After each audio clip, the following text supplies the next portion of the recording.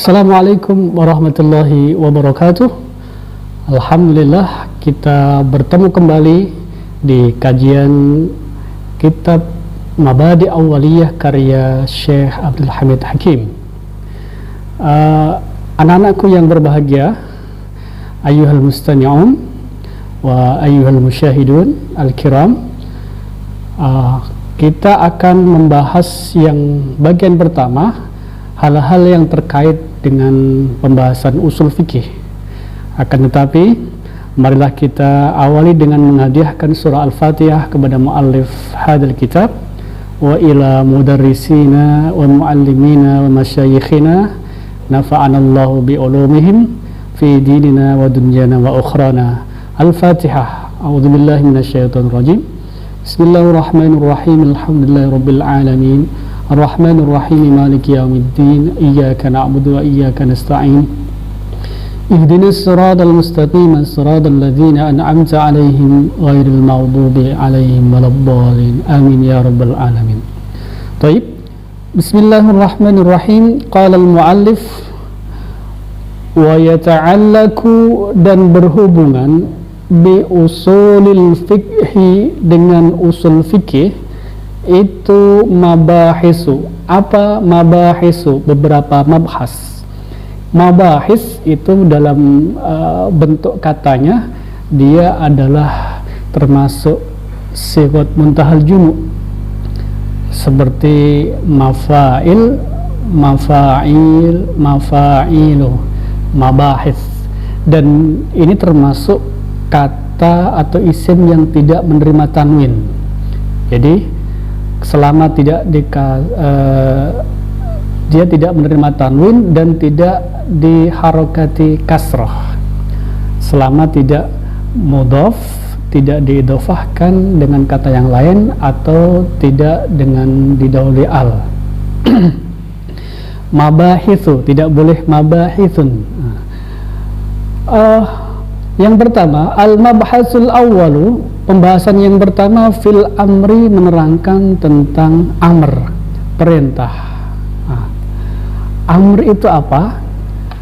Tolabul fi'li huwa, adapun amr itu tolabul fi'li, menuntut sebuah pekerjaan, perbuatan, minal a'la, yang datangnya dari orang yang lebih kuat, dari atas, ilal adna, kepada orang yang lebih lemah, atau kepada orang yang lebih bawah. Ilal adna fihi, di dalam itu, di dalam pembahasan amr, qawaidu, ada beberapa kaidah. Lafadz qawaidu itu sama dengan mabahis. Qawaid, mabahis, dia termasuk tidak bisa menerima tanwin, isim ghair munsharif, karena dia termasuk bentuk sighah muntahal jumu ala wazni fawail. Fihi qawaidu, tidak boleh fihi qawaidun, karena la yaqbalu tanwin. Amr itu adalah suatu perintah, atau dalam kaidah, dalam kajian usul fikih, adalah sebuah teks dalil, baik itu dari Quran maupun sunnah, yang menuntut sebuah pekerjaan yang datangnya dari Allah maupun dari Rasulullah kepada mukallafin, kepada orang-orang yang sudah mukallaf. Minal a'la ilal adna. Kaidah yang pertama, al-ula, al-aslu, asalnya, hukum asalnya, fil amri, di dalam perintah, dalam amar, itu lil wujubi, menunjukkan kewajiban. Jadi kalau ada perintah dari Allah, itu dasarnya adalah sebuah kewajiban yang harus ditunaikan, harus dilaksanakan. Kalau orang tua menyuruh anaknya, itu termasuk minal a'la ilal adna, atau guru kepada muridnya, harus dilaksanakan, karena itu adalah kewajiban, hukum asal dari amar. Kecuali illa madalla, kecuali ada ad-dalilu, kecuali ada dalil yang menunjukkan ala khilafihi, atas arti yang sebaliknya. Qala ta'ala, seperti firman Allah Ta'ala, wa aqimus salata wa atuz zakata. Akimu fi'il amar dari aqama yuqimu akim. Akim, akima, akimu. Wa atuz zakata. Atu juga fi'il amar dari kata ata yu'ti iti. Wa atuz zakata. Karena ini salat didahului, kata salat didahului dengan perintah, kata fi'il amr akimu, maka salat adalah kewajiban yang harus ditunaikan oleh mukallaf. Demikian juga zakat. Al-aslu fil amri lil wujub. Hukum asal dari sebuah perintah adalah untuk kewajiban yang harus ditunaikan. Kita tahu bahwa al-wajib ma yusabu ala fi'lihi wa yu'aqabu ala tarkihi. Namanya wajib adalah sesuatu yang dikerjakan dapat pujian, dapat pahala, dapat ganjaran, sementara bila ditinggalkan dapat dosa dan siksa. Yang kedua, al-aslu fil amri, hukum asal dari suatu perintah, dari suatu amr, fi'il amr, la yaqtadi tikrara, la yaqtadi tidak menuntut at-tikrara berulang-ulang. Jadi bila suatu perintah dikerjakan sekali, kita sudah gugur dari kewajibannya, tidak harus diulangi lagi. Illa, kecuali madallad dalilu, ada dalil yang lain yang menunjukkan ala khilafi, atas sebaliknya atau yang lainnya. Qala ta'ala wa atimmul hajja wal umrata lillah, dan tunaikanlah, sempurnakanlah ibadah haji dan ibadah umrah karena Allah Subhanahu wa ta'ala. Jadi kewajiban haji maupun umrah adalah cukup sekali dalam hidup ini. Bila sudah kita melaksanakannya, kita tidak berdosa lagi. Tidak ada kewajiban untuk mengulangi lagi haji yang kedua, ketiga, atau dan seterusnya. Kata aqimus shalah, apakah dia harus berulang-ulang? Iya, karena di sana ada dalil yang lain bahwa sholat itu harus dilaksanakan setiap hari. Khamsu shalawatin fil laili wan nahar.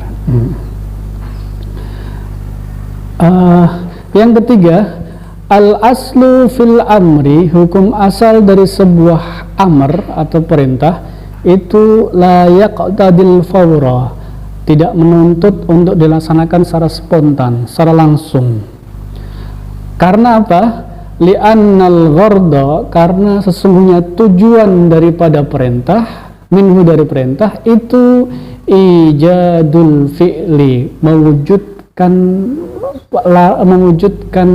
perintah, mewujudkan pekerjaan yang diperintah itu.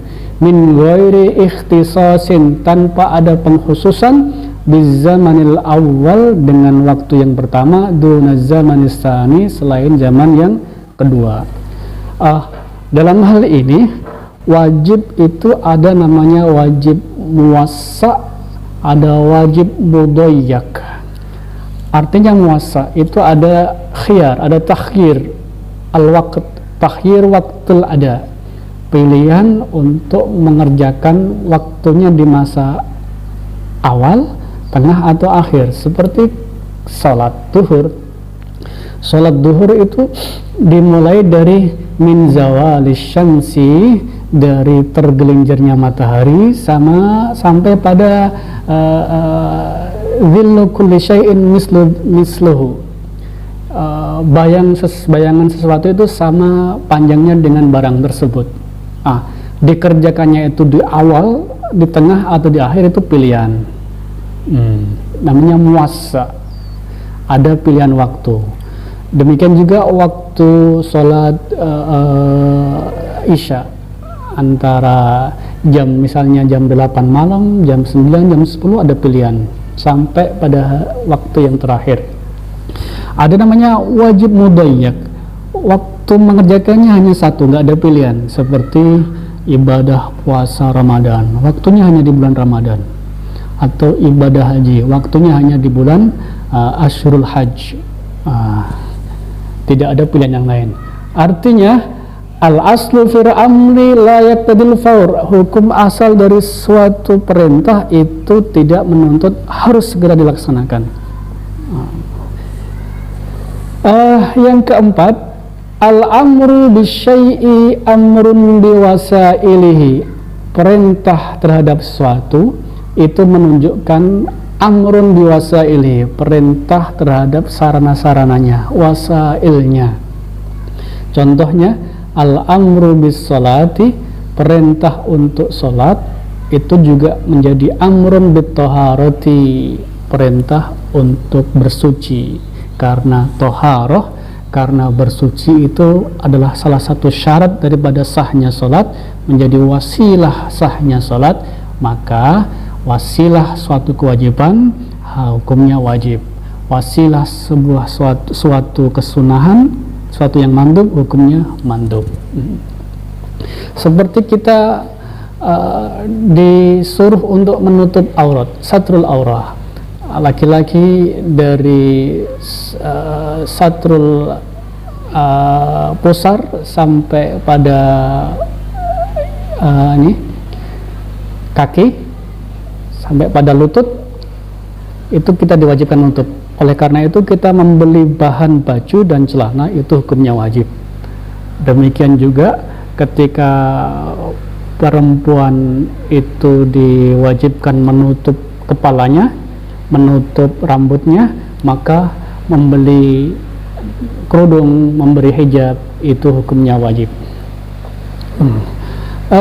Kelima, al-amru bisyai'i, suatu perintah terhadap sesuatu itu nahyun, menjadi larangan, ambiddihi, untuk melaksanakan lawan dari perintah tersebut. Qala Allah Ta'ala, seperti dalam firman Allah, wa qulu linnasi husna, dan berkatalah untuk manusia yang baik-baik. Jadi ketika kita perintahkan anak, wahai anak, ucaplah yang baik kepada gurumu, kepada temanmu, kepada tetanggamu. Jadi itu adalah larangan untuk berbuat kotor, larangan untuk memaki, larangan untuk mengucapkan hal-hal yang tidak senonoh. Al-amru bisyai'i nahyun an-diddihi, perintah terhadap sesuatu, larangan terhadap lawan dari yang diperintahkan tersebut. Yang keenam, idza fu'ilal ma'muru bihi, apabila yang diperintahkan itu sudah dilaksanakan, sudah ditunaikan, sudah dikerjakan, ala wajhi, dengan cara yang sempurna, dengan cara yang diperintahkan, maka yakhrujul ma'mur an uhdatil amri, maka mukallaf itu sudah terbebas dari ikatan perintah tersebut. Contohnya, fa idza adima syakhsu al-ma'a, jika seseorang itu tidak mendapatkan air. Fa idza adima syakhsu al-ma'a, jika seseorang itu tidak mendapatkan air, fatayammama, maka dia bertayamum, fasalla, dan salat, kharaja an uhdatil amri, maka dia sudah terbebas dia dari tuntutan untuk melaksanakan salat. Maka fala qada'a alaihi, tidak wajib mengqadha salat, idza wajadal ma'a, jika dia telah menemukan air. Artinya ketika seseorang itu bepergian naik kereta ke Surabaya misalnya, dia tidak mendapatkan air untuk wudhu dan sudah masuk sholat, waktu sholat, dia tayamum. Nah, ketika dia sampai di Surabaya masih mendapatkan waktu sholat isya misalnya, meskipun dia mendapatkan air, dia tidak wajib mengqadha sholat isya yang sudah dilaksanakan di atas kereta tadi. Demikian pembahasan kita pada bab yang pertama tentang al-amr dan kaedah-kaedahnya. Semoga pertemuan kali ini mendapatkan manfaat dan barakah dari Allah Subhanahu wa Ta'ala. Dan sekali lagi kami mengingatkan pada anak-anakku semua untuk mengcopy paste teks ini, kemudian memberikan harokat dan menerjemahkan teks-teks berikut ini ke dalam bahasa Indonesia dan dikirimkan ulang dalam komentar media sosial yang ada. Demikian, wallahul muwaffiq ila aqwamit thoriq. Assalamualaikum warahmatullahi wabarakatuh.